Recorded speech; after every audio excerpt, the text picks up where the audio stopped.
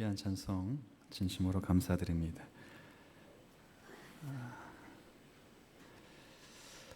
혹시 여러분 그 주보 안에 혹시 카드가 하나 삽지가 됐을 거라 이렇게 생각이 듭니다.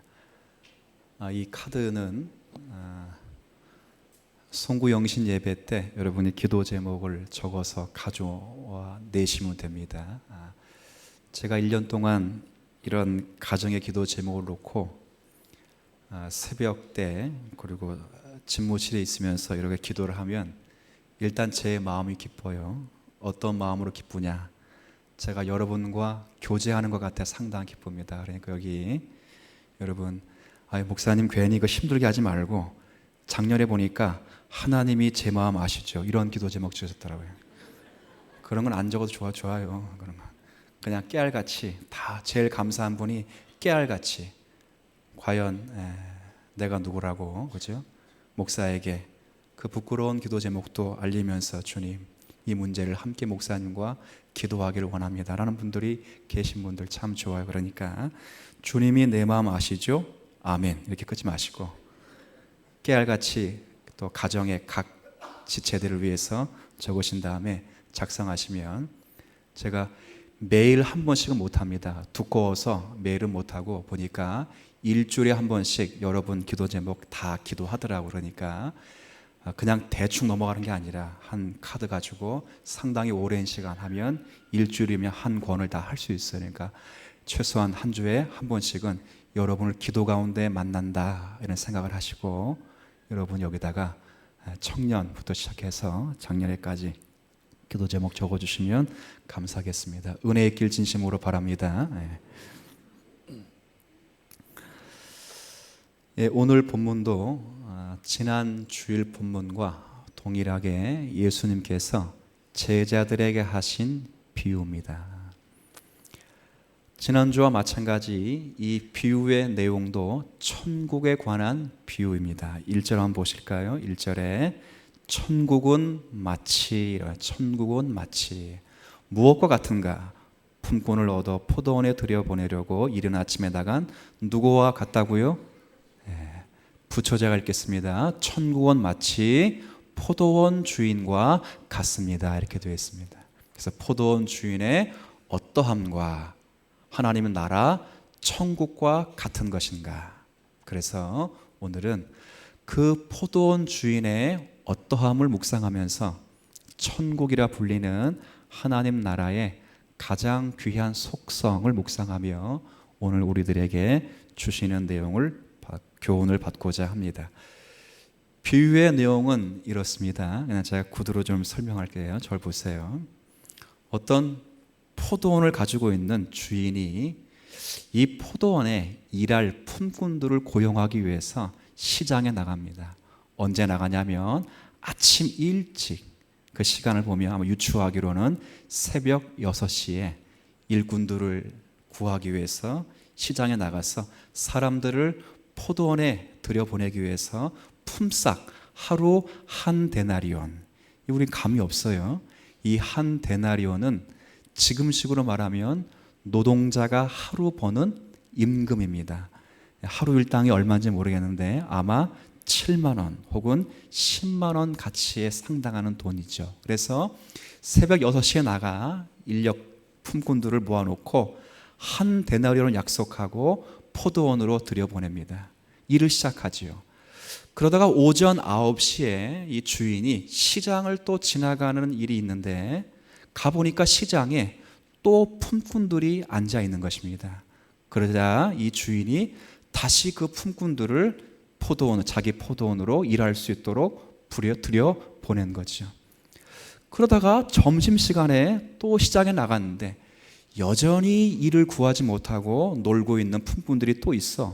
이 주인이 너희들도 포도원에 들어와서 일하라 이렇게 되어 있습니다. 그리고 오후 3시가 되니까 여전히 품꾼들이 포도원 들어가지 못하고 시장에 있는 것을 보고 너희들도 들어와서 포도원에서 일하라 이렇게 말하죠. 그리고 퇴근 시간 거의 가까워서 해질녘 오후 5시가 되니까 이제 어느덧 뉘엿뉘엿 저녁에 가까웠는데 또 나가보니까 여전히 그 시장에 사람들이 빈둥빈둥 놀고 있어서 너희도 들어와서 포도원에 일하라, 이렇게 나와 있는 비유입니다. 일단 여기까지 딱 들으면 자, 제가 묻죠. 포도원 주인의 인심이 좋다, 박하다? 자, 그래서 여기까지 읽으면 참 이 포도원 주인이 참 마음이 후하구나. 그래, 하루를 공칠 수밖에 없는 그 사람들을 때를 가리지 않고 포도원에 들여보낸 그 주인의 넉넉한 마음이 참 귀하다. 이런 시대에 그런 귀한 주인 만나기 참 어렵다. 그러죠? 그러면서 그래, 참 시대에 귀한 분이로구나. 우리 예수 믿는 사람도 한 생에 예수님처럼 그런 마음 품고 살면 좋겠다. 아멘? 이런 생각을 할 것입니다. 그런데 죄송하지만 오늘 본문의 비유는 그 이야기를 하자는 것이 아닙니다. 오늘 본문의 비유의 가장 중요한 대목은 그 다음부터입니다. 8절 이후부터 있는 이제 해가 저물어서 모든 일을 다 끝내고 품꾼들에게 품삯을 지불하면서부터 시작되는 것입니다. 자, 8절 9절 한번 읽어보죠. 8절 9절 제가 읽도록 하겠습니다. 8절 9절. 저물매 포도원 주인이 청지기에게 이르되 품꾼들을 불러. 자, 보세요. 나중 온 사람이, 나중 온 사람은 몇 시에 왔다고? 저녁 5시. 퇴근 시간은 6시예요. 1시간밖에 일 안 했어요. 나중 온 자로부터 시작하여 먼저 온 자까지 다 삭슬 주라 하니. 자, 9절에 11시. 이 유대인 역의 시간은 거기다가 더하기 6을 하면 우리나라 시각과 똑같습니다. 11시니까 더하기 6을 하면 오후 5시, 16시기 때문에, 그렇죠. 17시기 때문에 17시가 되기 때문에 오후 5시가 됩니다. 그래서 오후 5시에 들어온 자들이 와서 한 데나리오씩을 받았다. 자, 잘 받은 겁니까? 못 받은 겁니까?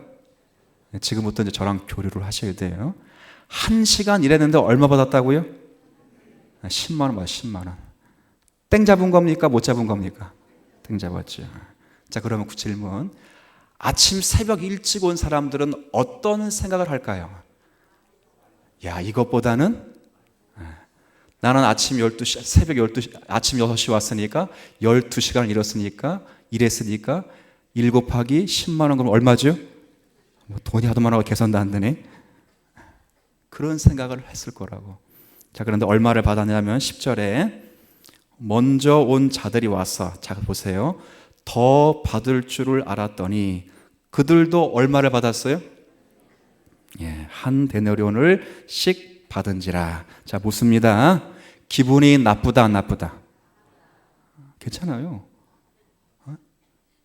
기분이 먼저 온 사람이 나중 온 사람과 한 데나리온씩 같이 받은 걸 보면 기분이 좋다, 나쁘다? 나쁘죠. 기분이 안 나쁘려면 어떻게 해야 돼요? 먼저 온 사람을 더 주던지, 그러죠? 나중 온 사람을, 그러죠. 그러지 않겠어요? 제가 뭐 틀렸어요? 그러잖아요.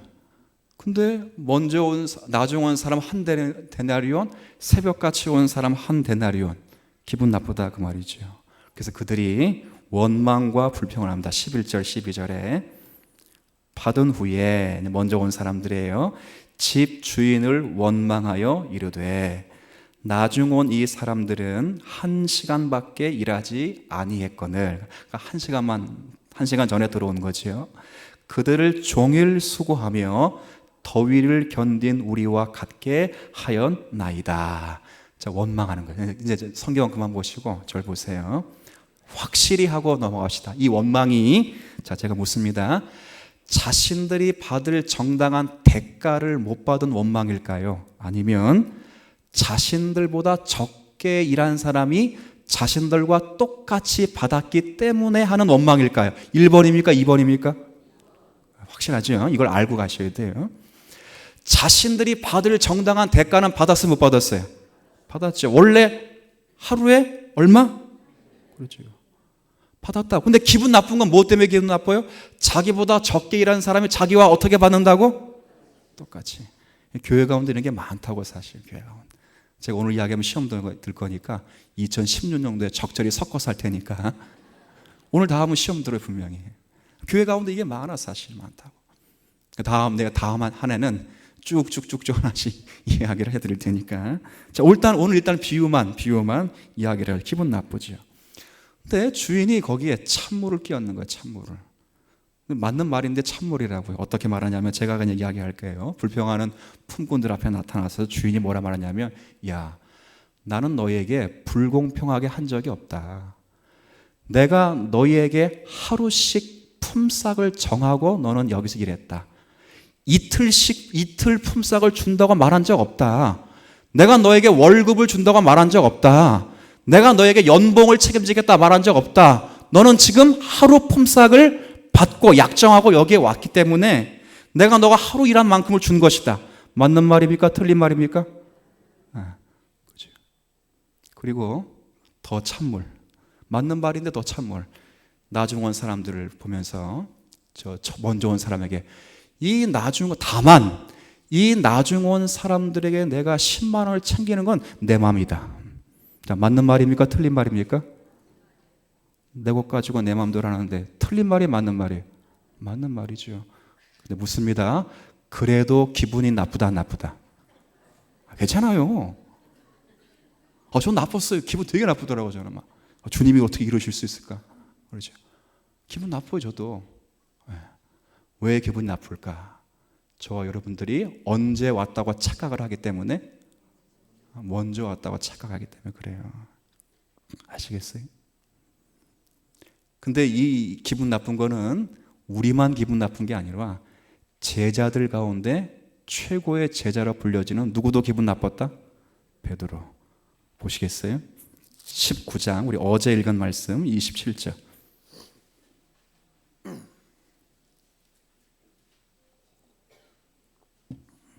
오늘은 제가 컨디션이 별로 안 좋으니까 여러분들이 좀 교류를 좀 많이 하셔야 돼요. 19장 27절 제가 읽겠습니다. 이에 베드로가 대답하여 이르되, 주님께 이제 대답해 말하는 겁니다. 선생님 보십시오. 우리가 모든 것을 버리고 주를 따라싸운데 그런즉, 제가 의역해 있습니다. 우리가 저 사람보다 나은 것이 무엇입니까? 이렇게 묻는 거예요. 무엇을 얻을 수 있습니까? 라고 묻는 거죠. 이게 무슨 말이냐면, 주님, 우리가 일찍이 주님 따라, 죄송합니다만 개고생하면서 충성, 헌신, 봉사했는데 우리가 저 사람보다 나은 것이 무엇이 있습니까? 라고 기분 나빠 원망하며 예수님께 따져 묻는 것입니다. 근데 이 질문이 왜 있었냐면, 이런 하소연을 왜 하게 됐냐면, 한 부자 청년과의 예수님의 대화 때문에 이루어진 것입니다. 제가 구두로 설명할게요. 한 경건한 유대인이자 한 경건한 부자 청년이 예수님께 찾아왔어요. 자기 의를 내보이기 위해서, 선생님, 어떻게 해야 영원한 생명에 이를 수 있습니까? 라고 묻습니다. 주님이, 야, 성경에 뭐라 기록되어 있느냐? 그럴 때 계명을 지키라 되어 있습니다. 그래? 그럼 너도 가서 계명을 지키면 된다. 그래서 살인하지 말아라, 도적질하지 말아라, 간음하지 말아라, 부모를 공경하라, 내 이웃을 내 몸같이 사랑하라. 이렇게 이야기를 했죠. 그러니까 이 부자 청년이 딱 듣고 나서, 선생님, 그거 내가 다 지켰습니다. 나는 살인도 안 했고, 간음도 안 했고, 도적질도 안 했고, 부모들 공경했고, 내 이웃을 내 몸처럼 사랑했습니다. 다 했습니다. 혹 제가 부족한 것을 더 말씀해 주시면 제가 그것 하고 난 다음에 영원한 생명을 얻겠습니다. 이렇게 말을 하죠. 주님이 딱 들으시고, 야, 이놈이 무엇을 해서 천국에 영원한 생명에 이르려고 하는구나 라고 생각해서, 저가 무엇을 할 수 없다는 것을 가르치기 위해서, 저 사람이 뭐가 많다고요? 돈이 많으니까 너가 할 수 없다는 것을 가르치가, 그러니까 돈이 많으면 천국 못 들어간다는 게 아니라, 저가 무엇을 해서 영생에 들어갈 수 없다는 걸 가르치기 위해서 저가 못하는 것 한 가지를 이야기한 것이죠. 그러면 네가 이웃사랑 한다면 네 돈 가지고 다 팔아 가난한 자들에게 나눠주고 그리고 나를 따라오라 라고 했죠. 그래서 부자 청년이 돈이 많음으로 근심하여 돌아가게 됩니다. 주님 뭐라 말씀하시냐면, 봐라, 부자가 천국에 들어가는 것이 낙타가 바늘구멍에 들어가는 것보다 더 어렵다, 이렇게 얘기했어요. 그러니까 베드로가 깜짝 놀란 것이죠. 깜짝. 왜 놀랐냐면, 아니, 이렇게 경건하고 의로운 이 사람도 천국에 못 들어가면, 그러면 누가 천국에 들어갈 수 있습니까? 자, 물을 수 있는 말이 없는 말이? 물을 수 있죠. 궁금하지 않아요? 그러니까 주님 뭐라 말씀하시냐면, 그래, 사람으로서는 할 수 없고 오직 누구만 하신다?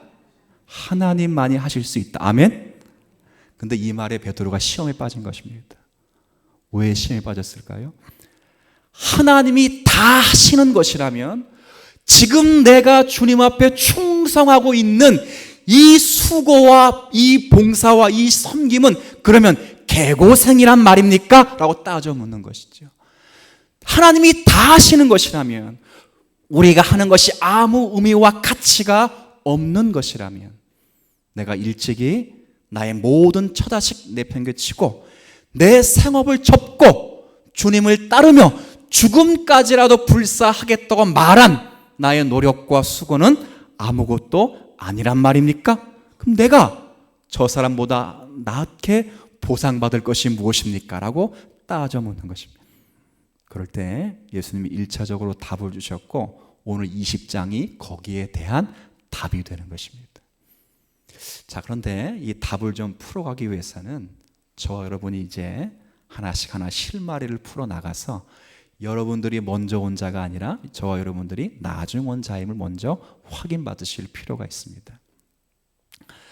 일단 나중 온, 그러니까 반대 경우부터 좀 생각을 해볼게요. 해질녘 일 끝나기 1시간 전에 들어온 사람, 이 사람은 1시간만 일하고 만약에 하루 품삯을 받았다면 그 사람은 자기가 일한 것에 대해서 어떻게 생각을 했을까? 한번 그 고민을 한번 해보세요. 몇 시간 일했다고 이 사람? 근데 10만 원 받았어요. 그럼 그 받고 나서 이 사람이 어떤 생각을 했을까? 아마 사람은 제가 끼어서 이런 사람도 있을 거예요. 간혹 아싸, 이 눈먼 돈이다, 이런 거죠. 내일부터 항상 이런 사람 만나면 좋겠다, 이런 생각을 하는 사람도 종종 있었겠죠. 그런데 보편적인 생각이라면, 생각이 있는 사람들이라면 분명히 이런 생각을 했습니다. 아니, 지금 나는 아무 일한 것이 없는데, 이 품삯을 받을 만한 자격이 내게 없는데, 다만 주인이 내게 하루 품삯을 허락하신 것을 보니 내가 주인께로부터 받은 호의가 참으로 많다, 그런 생각을 했을 것입니다. 바꿔 말하면 품삯을 자기가 일한 것에 대한 정당한 대가로 생각하지 않고 주인이 베푼 뭐로 생각한다는 거예요? 은혜요, 호의요, 자비로 생각을 한다, 그 말이죠. 오늘 예수님은 이 사실을 우리에게 가르치고 싶었던 것입니다. 품꾼들이 받은 저 삭스에 대하여 어떤 생각을 갖고 있는가? 저들이 받은 그 삭시, 일한 것에 대한 보상이냐 아니면 은혜로 받은 것이냐에 대한 이 두 가지 태도의 차이가 얼마나 큰가를 보여주시는 거죠.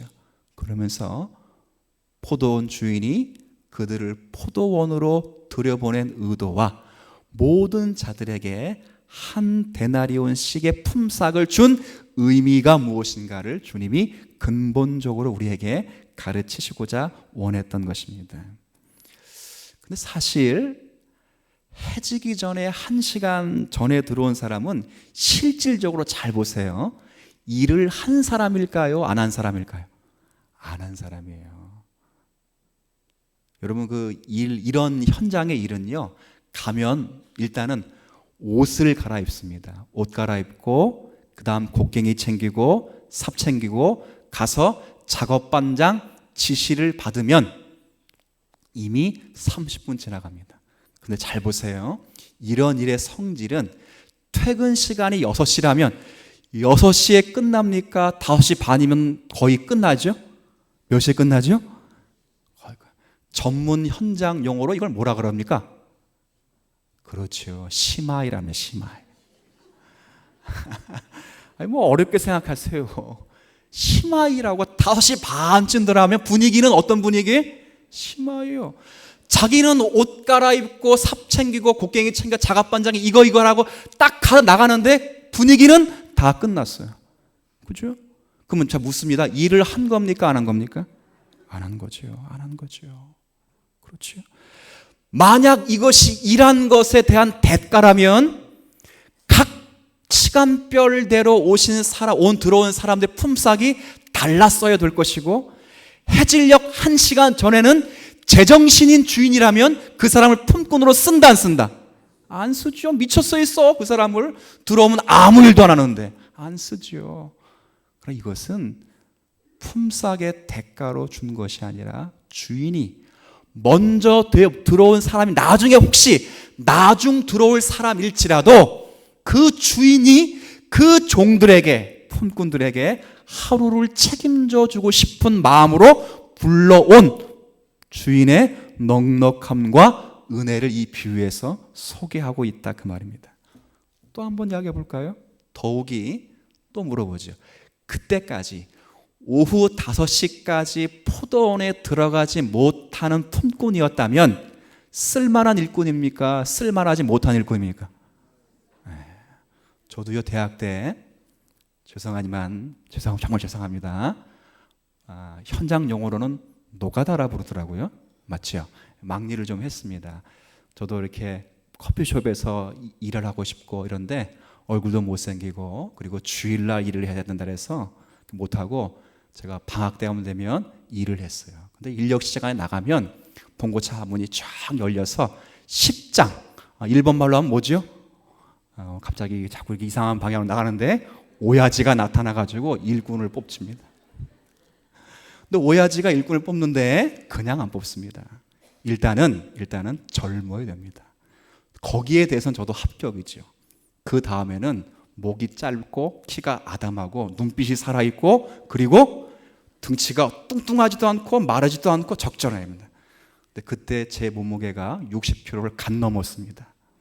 거의 피골이 상접한 그 정도의 수준이라서 저는 막일을 많이 해봤을까요? 못 해봤을까요?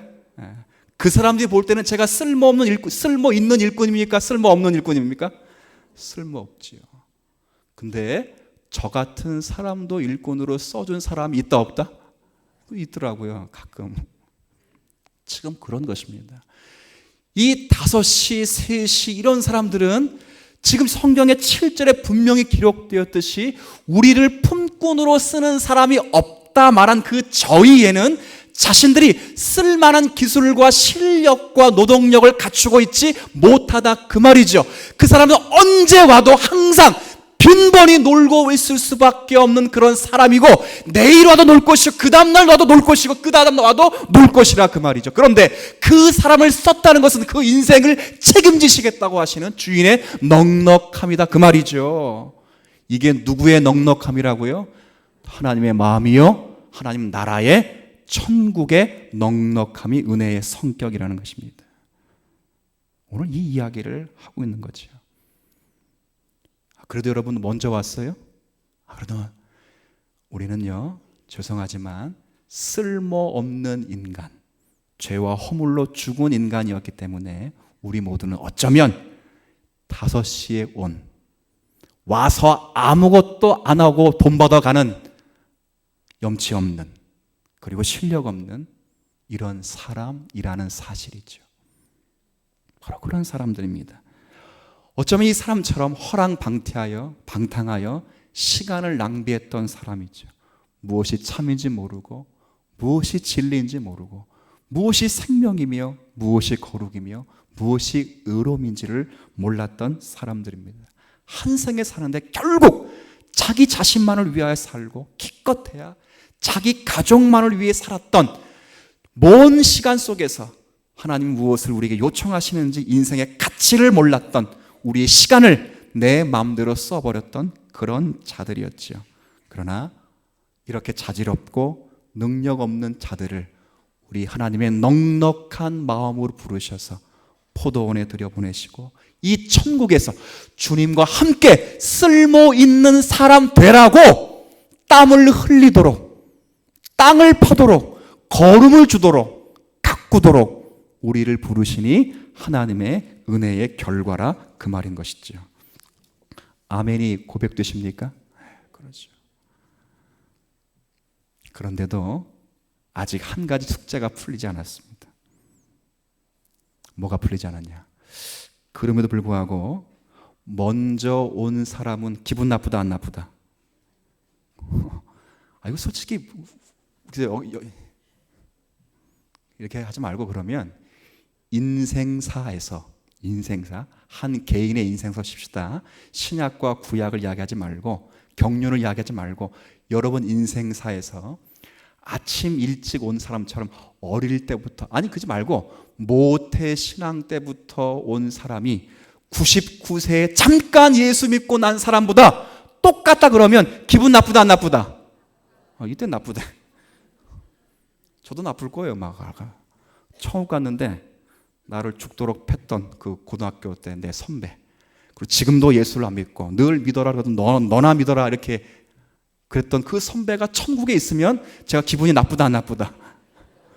나는 죽어라고 목사하고 죽어라고 기도하고 죽어라고 설교하는데 그놈의 자식은 어머니가 권사인 고로 죽을 때 엄마가 또 권사예요. 또 꼬래. 그래가지고 아이고 참, 제가 늘 그 친구를 보면 선배긴 선배인데 주님 하나님의 은혜가 큽니다.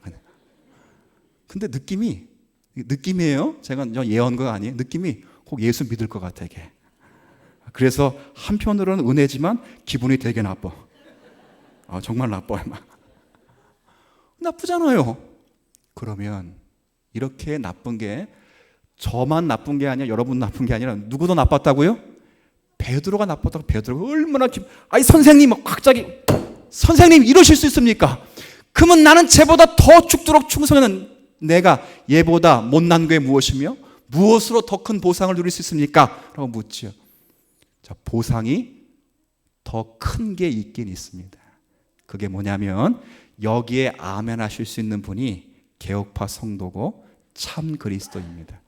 먼저 온 사람이 나중 온 사람보다 나은 것은, 아멘을 제가 유도하는 것 같은데 마치 나은 것은 먼저 와서 먼저 오랫동안 일할 수 있는 것이 보상이며 가치입니다. 아멘.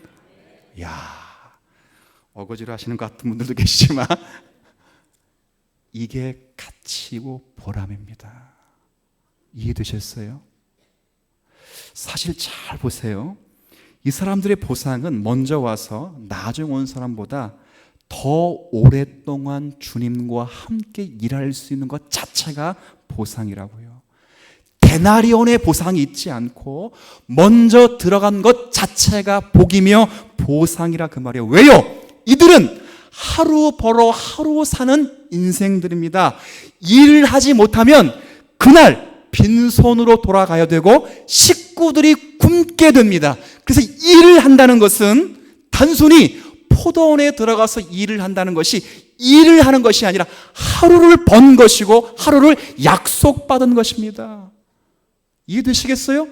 단순히 노가다를 뛰고 막일을 한다, 땀을 흘린다는 게 아니라 먼저 들어와서 일한다는 것을 꿈을 꾼다는 것이고 하루를 번 것이고 인생의 목적과 가치를 알고 있다는 자부심을 갖는 거죠. 못 들어오면 좌절과 오늘도 굶어야 되는가, 오늘도 줄인 배를 움츠리며 하루를 보내야 되는가, 오늘도 내일이 없는가, 내일을 기약할 수 없는가, 절망과 좌절과 근심으로 하루를 보내야 되지요. 들어온 것 자체가 은혜이며 복인 것입니다. 여러분, 지금도요, 수많은 인생들이, 수많은 사람들이 인생이 어디서부터 와서 어디로 가는지를 모르는 사람이 참 많습니다. 수많은 사람이 서울대를 나오고 S그룹을 다니며 이 땅에 판검사 의사를 할지라도 수많은 인생들이 인생의 가치와 목적과 참된 진리와 길을 알지 못하는 자들이 더더욱 많습니다. 그러나 우리는 인생이 어디서부터 와서 어디로 가는지를 알고 있고 인생의 제일 된 목적을 알고 있으며 우리를 부르신 주님과 함께 영혼의 목마름이 없이 주님 앞에 주님과 함께 걷고 있으니 이것이 복이지요. 석가모니 보세요. 끊임없이 인간에 대해서 연구하고 영혼에 대해서 연구했지만 죽어가면서 남긴 네 글자가 뭐예요? 생로병사 거죠. 수없이 소크라테스가 묻고 인간에 대해 물었지만 결국 그 궁극적인 답을 얻지 못하고 죽은 것입니다. 모르지요. 우리는 그러나 그런 갈급함에 해소되어서 이 자리에 와서 주님과 함께 신앙생활하고 주님 앞에 나와 무릎 꿇고 기도하고 주님의 거룩한 성품 안에 주님의 영광을 위하여 살아가는 것 자체가 복이며 보상이라 그 말인 것입니다. 아멘이 되시겠어요? 이제 장로가 돼서 권사가 돼서 내가 무슨 하늘나라의 복을 받을까? 이게 복이 아니라 장로가 된 것 자체가 복이며 권사가 된 것 자체가 복이라는 것입니다. 베드로, 너가 12 제자가 돼서 나를 따라온 것 그 자체가 복이라 그렇게 말하는 것처럼 우리가 중직을 맡아 중직 맡은 그 일 때문에 주님의 마음을 헤아릴 수 있다면, 주님과 함께 기도할 수 있다면, 주님과 함께 시험 받을 수 있다면 그 자체가 우리를 키워가는 자리이기 때문에 이것이 복이라 그 말이죠. 얼마나 놀라운 복입니까? 이 복을 유지하셔야 됩니다. 그래서 성경에 보면 우리 하나 성경 구절 읽지요. 골로새서 2장을 한번 가보시죠. 3장입니다. 골로새서 3장 신약입니다.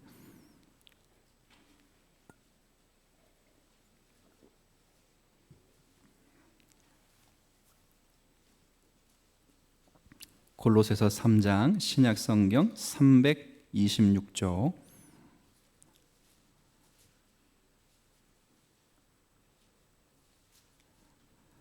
골로새서 3장 12절.